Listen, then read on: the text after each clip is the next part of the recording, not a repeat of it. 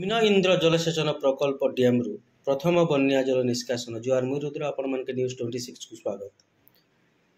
ଆଗାମୀ ବନ୍ୟା ଆଶଙ୍କାକୁ ନେଇ ନୂଆପଡ଼ା ଜିଲ୍ଲା ଖଡ଼ିଆଲ ଓ କୋମନା ବ୍ଲକ ମଧ୍ୟଭାଗରେ ଥିବା ନିମ୍ନ ଇନ୍ଦ୍ର ଜଳସେଚନ ପ୍ରକଳ୍ପ ଡ୍ୟାମ୍ର ଜଳକୁ 2ଟି ଗେଟ୍ ମାଧ୍ୟମରେ ଛଡ଼ାଯାଇଥିବା ଦେଖିବାକୁ ମିଳିଛି।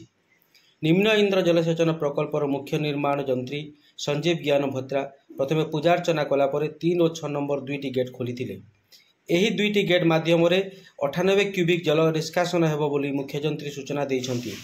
ବର୍ତ୍ତମାନ ଡ୍ୟାମ୍ରେ 271.645 ମିଲିୟନ କ୍ୟୁବିକ୍ ମିଟର ଜଳ ରହିଥିବା ସୂଚନା ଦେଇଛନ୍ତି।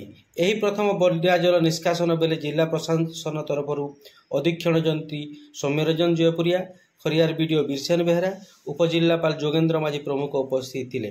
ଆସନ୍ତୁ ଏ ନେଇ ପ୍ରଶାସନିକ ଅଧିକାରୀମାନେ କ'ଣ କହୁଛନ୍ତି ତାଙ୍କଠାରୁ ସିଧା ପ୍ରତିକ୍ରିୟା ନେବା।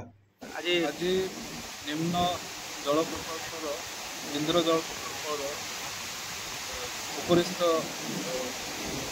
ଅଧିକାରୀମାନଙ୍କ ସହିତ ଆଲୋଚନା କରି ନିଷ୍ପତ୍ତି ନିଆଯାଇଛି ଯେ ଯେହେତୁ ଆଗାମୀ ଦିନରେ ଯେଉଁ ଲଘୁଚାପ ସୃଷ୍ଟି ହେବାର ସମ୍ଭାବନା ଅଛି ତାକୁ ଆକଳନ କରି ଆଜି ନିମ୍ନ ଇନ୍ଦ୍ର ଜଳ ପ୍ରକଳ୍ପର ପାଣିକୁ ନିଷ୍କାସନ କରାଯାଇଛି। ଆଉ ତାହା ଆମର 2ଟା ଗେଟ୍ ମାଧ୍ୟମରେ 98 କ୍ୟୁମେକ୍ ଜଳ ନିଷ୍କାସିତ ହେଉଛି। ଆଉ ଯଦ୍ୱାରା ଆଗାମୀ ଦିନରେ ଯଦି କିଛି ଅଧିକ ପରିମାଣରେ ବର୍ଷା ହୁଏ ତାହେଲେ ଅସୁବିଧାର ନାହିଁ। ତଥାପି ଆମେ ଚେଷ୍ଟା କରୁଛୁ ଯେମିତି ସୁରୁଖୁରୁ ଭାବରେ ଜଳ ନିଷ୍କାସିତ ହୋଇପାରିବ। ସେଥିଲାଗି ଆମର ଯେତେ ବିଭାଗୀୟ ଅଧିକାରୀମାନେ ସମସ୍ତେ ତାହା ତଦାରଖ କରୁଛୁ। ନାଇଁ ଏଇଟା ଜଳ ଏଇଟା ବନ୍ୟା ଜଳ, ଏଇଟା ବନ୍ୟା ଜଳଟା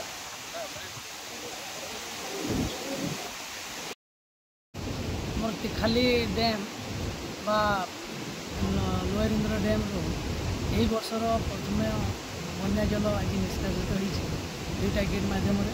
ଏବଂ ଏଥିପାଇଁ ଆମର ତଳମୁଣ୍ଡରେ ଥିବା ସମସ୍ତ ଜନସାଧାରଣ ଯେଉଁମାନେ କି ଆମର ନୂଆପଡ଼ାର ଜିଲ୍ଲାର ଖରିଆର ତଥା ବୋଡ଼େନ ବ୍ଲକରେ ଅଛନ୍ତି ଏବଂ ବଲାଙ୍ଗୀର ଜିଲ୍ଲାର ଜନସାଧାରଣଙ୍କୁ ମଧ୍ୟ ବ୍ଲକ ପ୍ରଶାସନ ଏବଂ ତହସିଲ ପ୍ରଶାସନ ମାଧ୍ୟମରେ ଏବଂ ଆମର ଇରିଗେସନ୍ ଅଥରିଟିଙ୍କ ମାଧ୍ୟମରେ ଯଥେଷ୍ଟ ସଚେତନତା ବାର୍ତ୍ତା ଲୋକଙ୍କୁ ଦିଆଯାଇଛି କି ସେମାନେ ଯେମିତି ନଦୀ ଗର୍ଭକୁ କୌଣସି ମାଛ ମାରିବା ପାଇଁ କିମ୍ବା ଅନ୍ୟାନ୍ୟ କାର୍ଯ୍ୟ ପାଇଁ ଯେମିତି ନ ଯାଆନ୍ତୁ।